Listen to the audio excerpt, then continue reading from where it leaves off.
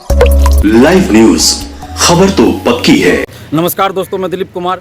दोस्तों, पटना के अखबार में खबर छपी है कि बीपीएससी टीआरई 3 शिक्षक भर्ती पेपर लीक और सिपाही भर्ती पेपर लीक में पटना के 3 कोचिंग संचालकों का नाम आ रहा है, जो आर्थिक अपराध इकाई जांच कर रही है उसमें। और हम ये बात पिछले कुछ वर्षों से कहते आ रहे हैं कि जब भी बिहार में पेपर लीक होता है, धांधली सेटिंग होती है किसी भी प्रतियोगी परीक्षा का, तो उसमें पटना के कुछ कोचिंग संचालक, कोचिंग शिक्षक शामिल रहते हैं, बड़े बड़े कोचिंग शिक्षक, और इनको बड़े बड़े नेता संरक्षण देते हैं।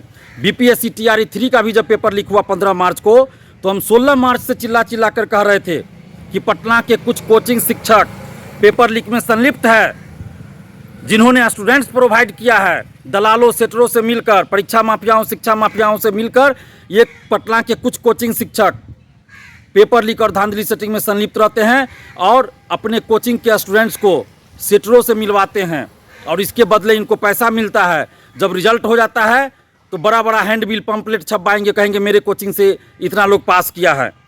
उस समय हमने पटना के 2 शिक्षकों का भी नाम बताया था, और जो नेता इन लोगों को संरक्षण दे रहे हैं, हमने उस नेता मंत्री का भी नाम बताया था।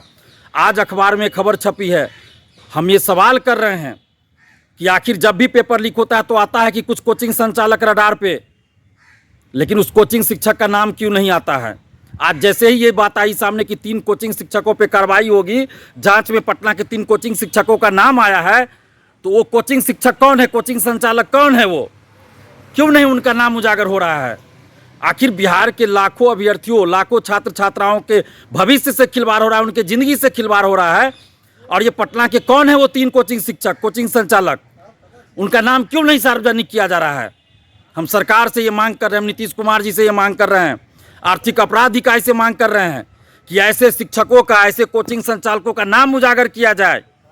जब दिलीप कुमार 67वीं बीपीएससी का जो पेपर लीक हुआ था, तो मुख्यमंत्री को हम क्वेश्चन भेजे, तो हमें उठा लिया गया आर्थिक अपराध इकाई के द्वारा। हमसे पूछताछ होती है, मीडिया में खबर चल जाती है कि दिलीप कुमार को उठा लिया गया, पेपर लीक के मामले में पूछताछ हो रही है। बीएसएससी सीजीएल 3 के समय हमसे पूछताछ हुई आर्थिक अपराध इकाई के द्वारा, तो ये बात मीडिया में चली कि दिलीप कुमार से पूछताछ चल रही है, कड़ी पूछताछ चल रही है आर्थिक अपराध इकाई के द्वारा। लेकिन पटना के 3 शिक्षकों का जब नाम आ रहा है, कोचिंग संचालकों का नाम आ रहा है, तो क्यों नहीं उनका नाम सार्वजनिक हो रहा है? किसका दबाव है आखिर? पुलिस पर, सरकार पर किसका दबाव है? कौन है वो बड़ा शिक्षा माफिया? कौन है वो बड़ा नेता जिसके चलते इन शिक्षकों का नाम सार्वजनिक नहीं किया जा रहा है? हम ये जानना चाहते हैं। बिहार के लाखों शिक्षक अभ्यर्थी, सिपाही अभ्यर्थी, दरोगा अभ्यर्थी, बीपीएससी सिविल सेवा अभ्यर्थी, इनके साथ साथ बिहार के तमाम छात्र छात्राएं, अभिभावकगण, बुद्धिजीवी, सभी लोग, आम जनता ये जानना चाहते हैं कि कौन है पटना का वो 3 शिक्षक, 3 कोचिंग संचालक जो पेपर लीक में संलिप्त है, धांधली सेटिंग में संलिप्त है, उसका नाम उजागर किया जाए। ये ऐसे लोग शिक्षक नहीं है, बल्कि बहुरूपीय हैं, बहुरूपीय, जो शिक्षक के भेष में बिहार के लाखों छात्र युवाओं को बेवकूफ़ बनाकर, गुमराह करके व्यवसाय कर रहे हैं, बिजनेस कर रहे हैं। यूट्यूब पर आकर बड़ी बड़ी बातें बोलते हैं कि छात्र के लिए जान दे देंगे, ये कर देंगे, वो कर देंगे, और इनके कोचिंग में सुरक्षा मानक तक नहीं होता है, फायर सेफ्टी तक नहीं होता है। ये क्या स्टूडेंट्स के लिए जान देंगे जो अपने कोचिंग में फायर सेफ्टी की व्यवस्था नहीं किए हुए हैं और लाखों करोड़ों रुपया कमा रहे हैं, और यूट्यूब पे आके, मीडिया में आके बोलते हैं हम जान दे देंगे छात्रों के लिए। बेवकूफ़ बनाया जा रहा है छात्रों को। और ऑफिस के अंदर, इन कोचिंग संचालकों के ऑफिस के अंदर जो पेपर लीक, धांधली सेटिंग में संलिप्त रहते हैं, इनके ऑफिस के अंदर कौन सा खेल चल रहा है ये हम लोग भी जानते हैं। लेकिन समय का इंतजार कर रहे हैं, सबका पोल खुलेगा। हमने 2 शिक्षकों का नाम उजागर किया था बीपीएससी टीआरई 3 पेपर लीक के समय। आज आर्थिक अपराध इकाई के हवाले से ये खबर छापी गई है, अखबारों ने खबर छापी है कि पटना के 3 कोचिंग संचालक का नाम आ रहा है जिन पे कार्रवाई होगी, लेकिन उस कोचिंग संचालक, कोचिंग शिक्षक का नाम क्यों नहीं सार्वजनिक किया जा रहा है? कहीं फिर ऐसा तो नहीं होगा मंत्री जी का दबाव आएगा, बचा लिया जाएगा? हमने उस मंत्री का भी, उस नेता का भी नाम बताया था, कौन टीचर किससे मिलने जाते हैं, क्या करते हैं।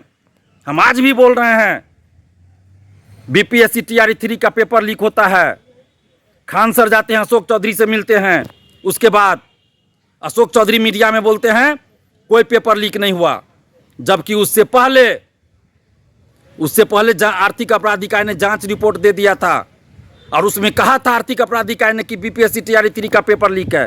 फिर कैसे बिहार सरकार का ही एक मंत्री ये कह रहे हैं कि कोई पेपर लीक नहीं है?